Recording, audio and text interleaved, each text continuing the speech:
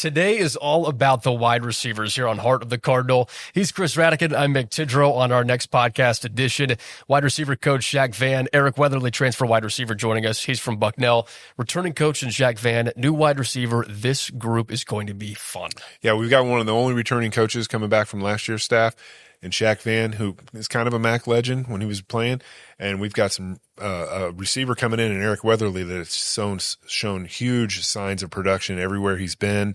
We're really excited for the wide receiver room this year. You guys are going to love this conversation. Shaq Vann, coach wide receiver group, Eric Weatherly, incoming wide receiver. They join us next here on Heart of the Cardinal. Sometimes it's not the moment.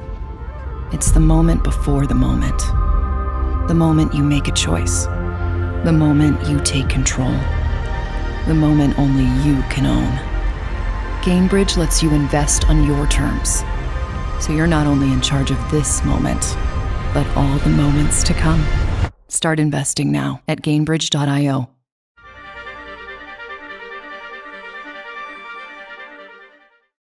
Hey, Cardinal fans, we're back for another episode of Heart of the Cardinal, a podcast where we talk about life with student athletes and coaches, get down to what their journeys have been like, and really learn who they are. And today, Ball State football, Shaq Vann, wide receiver coach, joining us here. Coach, appreciate your time, and thanks for joining us. Thank you for having me, man. I'm excited. Of course, we're getting close to the football season beginning.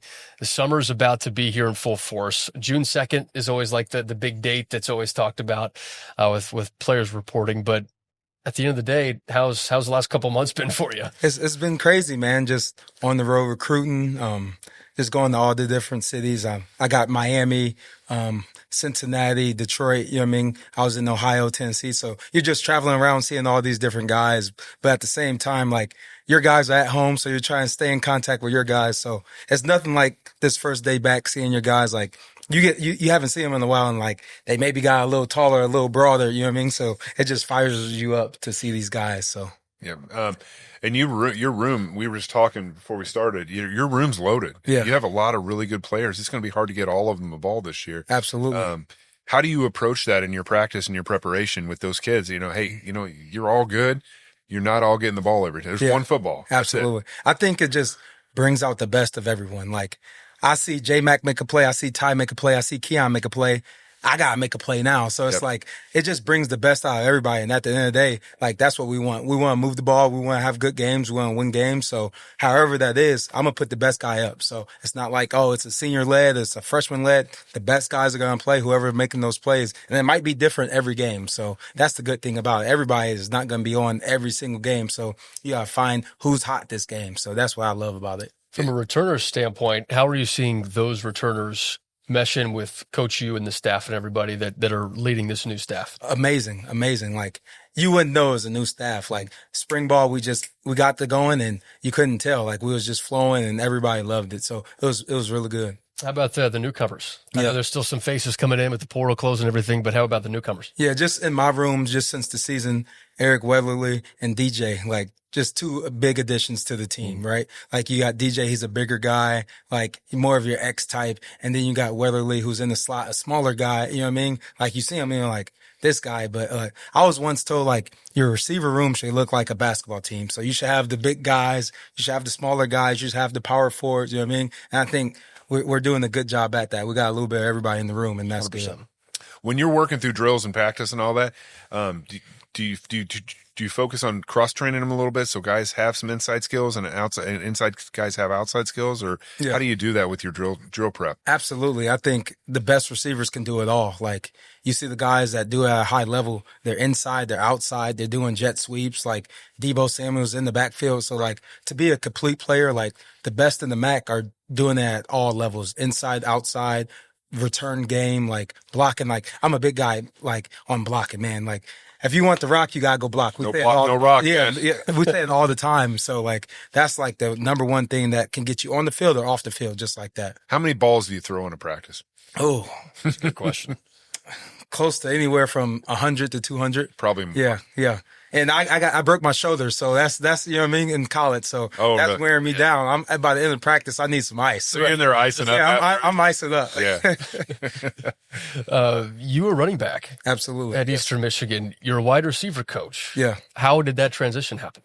It was just the opportunity that presented. So out of college, Coach Creighton gave me the opportunity to become the receiver J at Eastern Michigan, and I never looked back. I was been with receivers the whole time and absolutely loved it. Just like the technical part of the game, just the different type of bodies you work with. Like it's amazing. There's almost nothing similar between the two positions other than they're both athletes. Yeah.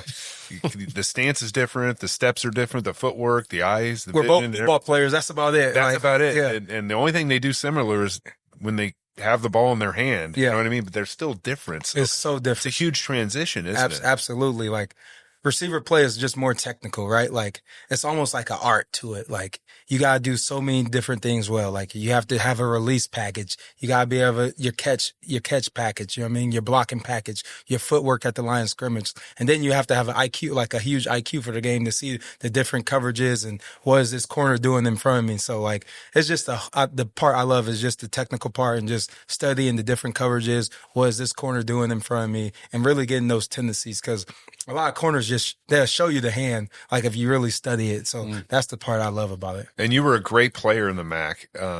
And now you've been around for a while and second year on this staff, right? Yes, sir. Or you got retained from it. So, Yes, sir. Who's the best receiver you've seen in the MAC so far? Put you on the spot here. Yeah. Corey Davis. There you go. Okay. Corey Davis. Yeah. Yeah. Corey Davis was unbelievable. 2016, 2015, like the things he did to us. Yeah. Go research it, man. He had some good games to him. I remember watching him when I was a student, and I thought, this guy's something else. A close second, though. He didn't get to where Corey Davis was, but Dooley Aristel at Eastern Michigan, he was another long receiver, just like could never put it all together, had some injuries, but like those two guys just dominated. It was just too easy for him. Gotcha. Back on the Eastern Michigan thing. Are we thumbs up or are we thumbs down on the gray turf?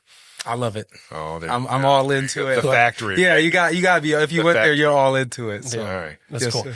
I'll bounce right off the Eastern Michigan thing too. You mentioned Coach Creighton. He has been somebody that has been looked at a lot by players, coaches across the country as a well-respected voice in college football. What did you learn from him going through the process about how to be a coach? Yeah, just more about just being a coach. Just like he really taught me how to be a man first, right? Like you come to yourself. Like at Eastern Michigan, I think I found who I was, and that was like it led me to coaching. So like I knew like whenever I stopped playing football, like I needed that clipboard and I needed to coach, and he kind of led me to that way. Just the person he is, like he's just genuine, but he's gonna be hard on you at the same time. So just his level of respect, like that's the thing I take most from him. And now that you've been able to learn from several different coaches, Yeah. what have you taken away the most that helps you be the best wide receiver coach possible? Yeah, I think it's just being me, right? Like I'm not gonna try to like be no one else. I'm not gonna put this front on. Like every day I come in the building, I'm gonna be me. Like whether my players like it, whether other coaches like it, like I'm gonna be me. And that's like my players know they getting that every single day. Like the high energy, like the level it takes to be a receiver, they're getting that every single day. And like that's just I'm gonna be me no matter what. You mentioned your shoulder as well. So you face the adversity. How do you help coach players that go through adversity when they're in tough stretches? Absolutely. Like I think at the end of the day, like they just have to remember like this is a small window of your life. Like, and at the end of the day, it's a game, right? So like I love football and like I would do anything. Football changed my life. But at the end of the day, it's a child's game. And this 5 or 6 or 3 years you have here, it's a small portion of your life. And like after this, you're going to go through way worse things. You'll have better opportunity. You know what I mean? So like this small opportunity, don't let this ruin your life. Like it's crazy. Like, you know what I mean? I don't want to get too much into it, but like, Oh, absolutely do. this part of your life is just small. So like, why not take advantage of every opportunity you have, whether it's worse or bad? Like you're only going to learn from it. And then when you're in that situation, when you got 2 kids or something, you're just going to pass that information down. That's probably one of the most profound things I've heard a coach say in a long time, because these are the kids' formidable years. Yep. They're forming who they are in life. Absolutely. And,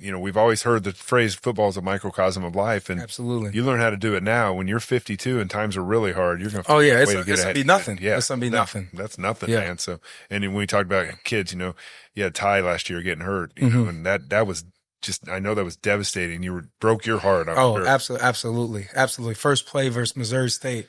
And if you go back and watch the game, like he was whooping the dude on the block. Like, right. And that was the thing. Like he's doing everything he's asked. He's whooping this dude and he just fall down weird on his shoulder and takes him out for a couple weeks. And, he bounced back. The thing is like, It didn't keep him out. It didn't bring him down. Like everybody kind of like getting a type of feelings about injury, but like he was just so good about it. That's the thing, how he responded to it. And then he was able to come back and make a couple plays, but his attitude is the thing that's just going to keep taking him upward in life. What do you do in your free time when you're not coaching football? Yeah. That's a good one. So I love to fish. Okay. I love to fish. My brother lives in Miami, so he works at the university. Okay. So we'd go out in the ocean and fish. I'm a big biker. I got a road bike. I go 50, 60 miles on my bike. Yeah. Have you done the Cardinal Greenway? I have not. Okay, that stretches in many different areas. The across Moon state, Knot, right? Yeah, the Moon Knot, yep. downtown. Yeah, yeah. Like, yes. Cardinal Greenway goes from Richmond all the way to Marion, I believe. Right. Yeah. It's a long. Yeah. I need to get on it. I need to get on it. Okay. I play a little video games. You know what I mean? In my spare time. What's so. your go-to What- video game? Exactly. Now you're speaking my language. Call of Duty. Okay. COD. Yeah. Okay. Yep. All right. Call of Duty guys. So, not much, man. I love just being with my family. My niece is in Indianapolis. She's in 7th grade. So I love just watching her play softball. I'm not the coach. I take the coaching hat off. I'm a fan out there. Gotcha. Just, give me a nice hot dog, some nachos, and I'm just watching the game. So if she asks me, I'll give her some pointers. But other than that, I'm just a fan. All right, we were talking before we got on the air, and you talked about track. Yeah. And so, what was like Coach Vann used to do this really well? What was your event? In track. Yes, sir. In track and field. Okay. So I was a 200 guy. Okay. Like I was decent at the 100, but 200 was my event. Okay. Yeah. Like What was your time? not to brag, but senior year, my first loss came in the state championship. So you know What place? So What place? I got 3rd place at the Okay. state championship. You remember who beat you? I did not. I Okay. did not. I That's think fair. it was a Ben Davis guy and a Gary, some kid from Gary. Okay. Yeah. All right. They were Fair enough. flying too. Were they? Yeah, they were flying. Okay, that's fair. Did you do anything else? Like Yeah, I ran the 100, 4x1 long jump as well. So. Okay. Yes. But track's one of my favorite sports. I love track Oh, yeah. and field. It's great. Like the Purest 400, sport the ever. 400s, they say that's a man race. And Yeah, yeah. you see 400 runners, man, that's tough. Yep. That's tough. Okay. All right. What was your best 200 time ever? Best 200, 21.8. Wow, that's fast. Yeah. Man, say that again. 21.8. Yeah. 21-8. Yeah. Yeah. 21.8. So really- the 200 was my race. Yeah. Yeah. What would you run it in right now if we made? Ooh, give me 26 seconds right now. Give me a head start too. So we had Ray on the show. Ray said that he's been, challenged to 40s Mm-hmm. since he got here. If you and Ray ran a 40 against one another, Coach Ray Smith. Coach Smith. Yeah. I'm Who- dusting him. He has no chance. You can tell him that. I'll go tell that. Oh, he's gonna watch this. He's gonna see Yeah. it. Coach Ray, I love you, but you got no chance. All right. I love you saying you Yeah, dust him. You yeah. dust him. No chance. Shaq, who inspired you when you started playing football growing up? Yeah. So I come just from a football background. Like my older brothers played. It was just I was always around sports. So, but like when you really say who inspired me, I think I just fell in love with the game at an early age. Just my mom taking me out there, seeing my brothers do it. And like, I wouldn't say it was forced, but it was something like you kind of was forced into and ended up just falling in love with it. Like, it's kind of weird to explain, but I was around sports my whole life. But, some of the coaches that inspired me, I still talk to some of my little league coaches today. Oh wow. Like we got that relationship. I talk to my high school coaches today. I talk to my position coaches from college, my head coach from college. So I think I was just around really good men that kind of just led me, led my journey the whole way from little league all the way to college. Awesome. You went to Washington, right? Yeah. South Bend. Yeah. Oh, Great. South Bend Adams. Oh, Adams. Yep, Okay. South Okay. Bend Adams. So my apologies. Yep. Okay. So. Okay. What have you learned with the new coaching staff? Coach who comes in, what have you learned most from the staff so far in the first couple months? Yeah. Just kind of, I was kind of talking about this earlier, but just kind of being yourself. Like, don't be scared to be you. Like, mistakes are going to happen. Like, everything's not going to go the wrong way. But as long as you're you and like not trying to put a front or anything, like everything else is going to take care of itself. And just staying on your business, right? Like, you're a grown man. Like, I'm not going to micromanage you to do this. I'm not going to micromanage you to do that. Like, you get your business done. Like, that's the way we operate around here. And Coach U does a great job at that. Like, we get in the office, we have our staff meetings. All right, this is what I need done of you. And it's on you to go get it done. So that's what I love about Coach U. Like, he's just not sitting over your shoulder. He's going to let you do you and get your work done. He wouldn't have hired you if he didn't trust you. Absolutely. And Absolutely. you're kind of, you and Coach Knowles are kind of the unicorns, right? Yeah. You're a coach in Division I who got retained by a new. That usually doesn't happen. Absolutely. So that says something about your ability and the effect you have on this program. Yeah, So, absolutely. Thank you. yeah, big deal. Yeah. When you look at your journey as a whole, Shaq, how would you sum it up? How would you describe the journey for you as a football player, coach, all packed into one thing? Yeah. I just say, I think it's been a grind, right? Like just from like college playing to like a coach, right? Like you have your ups and downs, your good years, your bad years, but through everything, like it's been adversity, like good times, bad times, but through it all, you just got to keep grinding, right? Keep grinding. Last year, it was what it was. We're here this year. It's a whole new team, and we're just going to keep grinding to give you the best Ball State Cardinals that we can to win as many games as we possibly can, while developing the best men as we can as well. Because, it's about winning games, but at the end of the day, if we're not giving nothing back to the kids, what are we doing, right? Absolutely. You mentioned the grind, and I think that's always a topic that's different for every coach or different every student athlete. Yeah. For you as a GA, you said, you switched from running back to wide receiver. You mentioned the grind. What was it like for you to put in that time as a GA at the wide receiver position to know that I want to be a coach at this position one day? I didn't play this position specifically in college, but this is my spot. What was that grind like to get there? You say the grind. It's not all good days in the grind, right? Like it's some dark hours. You're in there by yourself breaking down film. Like, oh, I haven't done this before. Like, coach, what is this? Like, just asking a lot of questions. Just like really humbling yourself, right? Like, I think that's part of it. Just humbling yourself and just, all right, I don't know this as a coach. Like, it's okay to, all right, I don't know this. All right, let me teach this to me, so I can have it for my knowledge. So, it's just, man, just humbling yourself, just learn as much as you can, being a sponge. Like, I try to learn as much as I can. I'm never like the big ego guy. Like, I know I don't know it all. And that's okay, right? Because when I do learn it, I'm just going to pass it on to my guys. So, I just want to learn as much as I can. Just be that sponge. That grind is, man, what can you soak in? How many hours are you willing to put in? Because at the end of the day, it's a team effort. So, we all got to get it done. Won't ask you what's your favorite position group because it's tough. You've got running backs that you played. You're now coach of wide receivers. It sounds like you love both of them. Coach, before we let you go here, what excites you most about the 2025 Ball State football team? Yeah, I think it's just the cards we have on the table, the opportunity, just the season we have ahead of us, right? It's a new staff. It's a whole new slate. We have these new players we brought in. Like, it's just so much unknown that we kind of know what's happening, but we really don't, right? So like everybody say, like the question is, how are you going to be next year?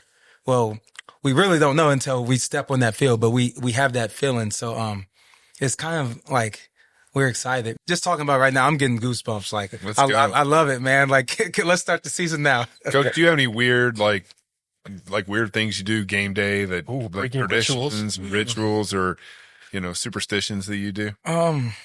I don't think so. I don't like, not really. Okay. Yeah, not really. I wish I had something good to tell you, but yeah. I don't. Same T-shirt in college for every game or something like that. Okay. No, like, I can take it. I'm good with that. Yeah, I just go with it, man. Just go with it. Yeah, I'm going to go with the flow guy. Let's get it done. We love it. We love it. Well, Coach, really appreciate you joining us here on Heart of the Cardinal, and best of luck throughout the summer and leading up to the season, and then, of course, the season as well. Absolutely. Thank y'all for having me. Thanks, Coach. Yes, sir. Sometimes it's not the moment. It's the moment before the moment. The moment you make a choice. The moment you take control. The moment only you can own. Gainbridge lets you invest on your terms. So you're not only in charge of this moment, but all the moments to come. Start investing now at Gainbridge.io.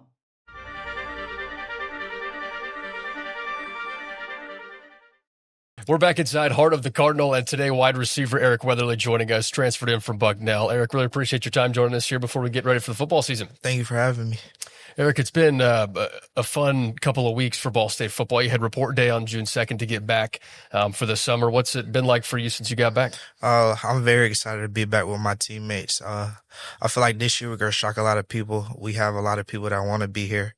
A lot of people that hate losing rather than love winning, and I feel like that's going to be the driving factor for us this year. You talk about hate losing more than you love winning. I think that's a a great line. For you, what does that mean? Just being competitive in everything we do. If that's, you know what I'm saying, waking up and trying to be the first one at the facility, winning the drill, knowing the answer in meetings, just little stuff, just trying to build a competitive culture here. And Eric, your journey has taken you a lot of ways, from Duke to Bucknell, now to Muncie. What drew you to Muncie to play for Ball State and Coach U? First and foremost, Coach U. When I saw he got the job here and he reached out to me, I did a little of my research, and I saw over the last couple of seasons he has a very winning program. Everywhere he goes, he changes the culture within a year or so, faster than a lot of coaches. And also, I always wanted to stay in the FBS level, and I always loved the MAC. I had a bunch of MAC offers coming out of high school. Originally, I almost tried to commit to Ball State, but, things didn't work out, but I'm glad to be here right now. Very good, very good. And you had, tell me about your journey from Duke to Bucknell. What was that like? What was that decision like to go from the ACC to the Patriot League, right? So, I mean, it was a big jump. Coming out of high school, I committed to Duke the summer before my senior year of high school, and a couple of days before signing period, they let go Coach Cutcliffe, who recruited me. So I got on a phone call with Coach Elko, and we talked about it, and he said he would still like me to come and see, but after a season, I just felt like it was best to leave and go somewhere where I could get more playing time.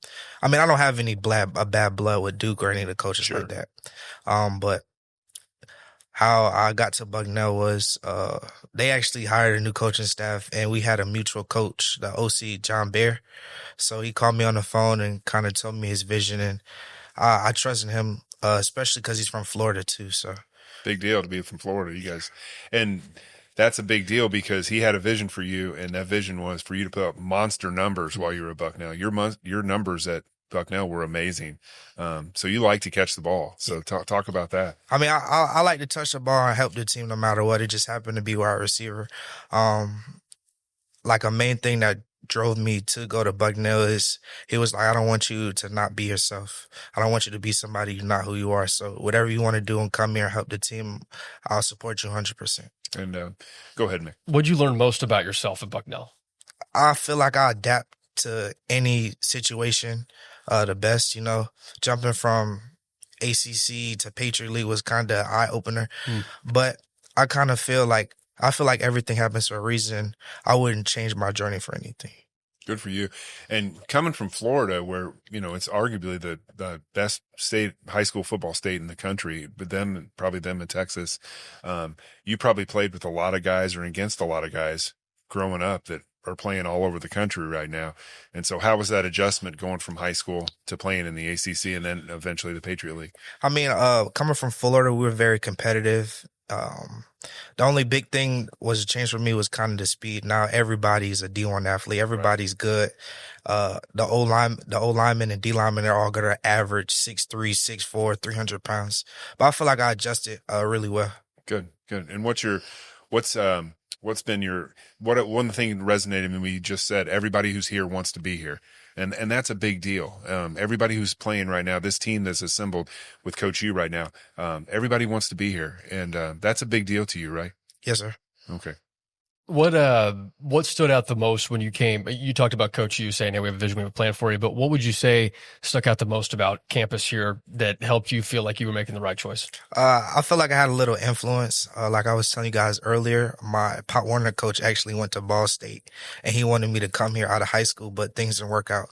But I came on a visit. I loved the campus. I loved the coaches, the new coaches, their vision for the program. And Coach U was a man of his word. Everything he said that would happen, everything he said he would do, he stuck to it. So I just felt like this was a spot for me. And you got here in January, right? Yes, sir. Okay. And so you went through spring ball. I saw you in spring ball. What I saw was pretty amazing, and I'm excited to see you catch the ball this year. What do you think about as you go into the season? What are you looking forward to the most as the season approaches? Probably just, we practice a lot, and there's a lot of stuff that people don't see, but I'm ready to bring it all together, shock the world. Because as of right now, a lot of people are doubting us, which I like being the underdog. So just coming out and shocking a lot of people. And being the underdog is a big deal to you because now you get to shock the world, like you said. And what kind of high school teams did you play on? Were they pretty good? Yeah, I played. So I actually played like Jalen Carter, the D tackle for the Eagles. I played James Williams. He's a safety for the Texans. I played Trevor Lawrence. So we were playing some good teams like all the Miami down south schools. And we played Trevor Lawrence 1 year. And we almost beat them, but they came back and won. Was he pretty good? He pretty good in high school. Yeah, he was nice. Yeah. What was Jalen Carter like in high school? It was crazy. So he went to a high school in Orlando. It's called Apopka. And they had him play everything from D-line to D-end to when they got inside the red zone, they would put him at running back. And they were running the frog. So it was like 6 O-linemen and him at fullback. How did anybody tackle him? Like gang tackles. Did you play both ways? No, my coach in high school believed that we had enough players for people just to play one side. I went to an 8A high school. Gotcha. So in my graduating class, it was like 1,500 of us. Oh, wow. Big school. Yes, sir. And go ahead, Nick. Who's your biggest influence to be a wide receiver? I would say my high school coach. I kind of taught him, like I said, before I committed to Duke, and then after I got in the transfer portal, and he was just kind of, you know what I'm saying, he's a very spiritual guy. He was like, just do whatever you feel is best for you. Like, I can see you at running back, I can see you at wide receiver, but do what's most fun for you, the position you have more passion for. You mentioned running back, wide receiver, Coach Vann, running back at Eastern Michigan, now wide receiver coach here at Ball State. What have you learned from Coach Vann so far? Coach Vann's a very good coach. He's very energetic. He's going to come in and always be the same guy. He's very consistent. And, you know, just being around him, it's just fun because I know he's going to push me to my limit and some. And just when I come in every day, I know what kind of coach I'm going to get from Coach Vann. And this whole new coaching staff that's here, obviously we've been around for a while. We've seen the turnover. Other than Coach Vann, because you have to say he's your favorite, right? Yeah, 100%, right? Who's your favorite coach on the staff besides Coach Vann? Can't say Coach U.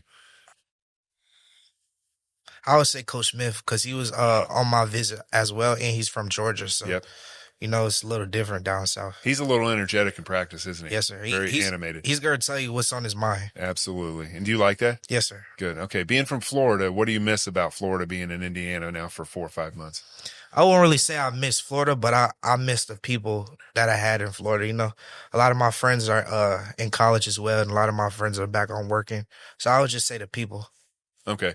And are you a beach guy? I know you like to hunt and fish, right? Yeah, I'm a big fisherman. I like fishing. Okay. So we got a lot of fishers on the team. yeah. We're finding this out. Are you saltwater, freshwater? I do it all. You don't care. Okay. And then I know because where you grew up, I looked all this up, and I'm familiar with the area. That St. John River is full of bass, largemouth, right? Yeah, a lot of my friends grew up. Their parents got them jet skis and boats. So every chance I got, I would ask them, "Can I go? Can we go fishing and stuff like that?" What's your PR? I would say I caught like a 10-pound bass. It was pretty big. That's ginormous. You have a picture of it? It didn't happen if you don't have a picture. It was on my old phone. Then I over. I could text my friend and see if he got the picture. That's fair. We believe you. Do you have a fishing spot here? No, it's been cold the last couple months, and we just got back. So I'm going to do a little research on Google Maps and try to find a spot. There you go. That's a good call. Eric, how would you describe your game to people? I would say I'm somebody who's going to going in the spring, one of my big goals is being consistent, knowing what you're going to get every time I step up on the field. I want to be known as somebody who plays bigger than what I am. Obviously, I'm a smaller receiver, but I don't want that to hold me back in everything I do. I just want to be a dog, you know, just leave it all out on the field. Knowing what you know now about either the game of football, about yourself, about college, what would you tell your younger self? That I'm proud of myself from where I got right now. If you were to tell me 5 years ago that I would leave Duke and end up at Ball State, I would look at you crazy. But, you know, everything in life happens for a reason. You know, it's going to be adversity. It's going to be ups and downs. It's just how you get up, how you handle the situation, how you move on from it and learn. You mentioned the word adversities. What would you say has been some of the biggest for you to overcome to be where you are today? I would say going to Duke and, you know, getting told that I wouldn't have a scholarship anymore. That kind of, I wouldn't say kill my dream of playing football, but I used it as motivation to show people and have a chip on my shoulder that I deserve a spot on a D1 team. So it kind of sparked a fire in you a little bit. Yes, sir. Good. What's your favorite route concept to run? Vertical choice. There you go. I like to run deep balls. What'd you learn most about this team in the spring? We're a very close-knit team. We spend all morning together, and just after we leave the facility, they're texting the group chat. Who wants to go fish? Who wants to come play the game? Who wants to watch the game? And I feel like that's going to set us up for success in the fall. Well, Eric, before we let you go, you're on Heart of the Cardinal. Is there anything people may not know about you that think would be a fun fact to share with Cardinal fans? I'm a big hunter, man. When I was back home before I left to go to college, I actually went hog hunting, but I couldn't catch a hog. They were too fast for me. They were. So big hunter, big fisher. You got a lot you can do outside of football then. You got a lot of things on the table. Yes. Awesome, Eric. We appreciate you joining us here on the show. Best of luck this year. Thank you. Thank you.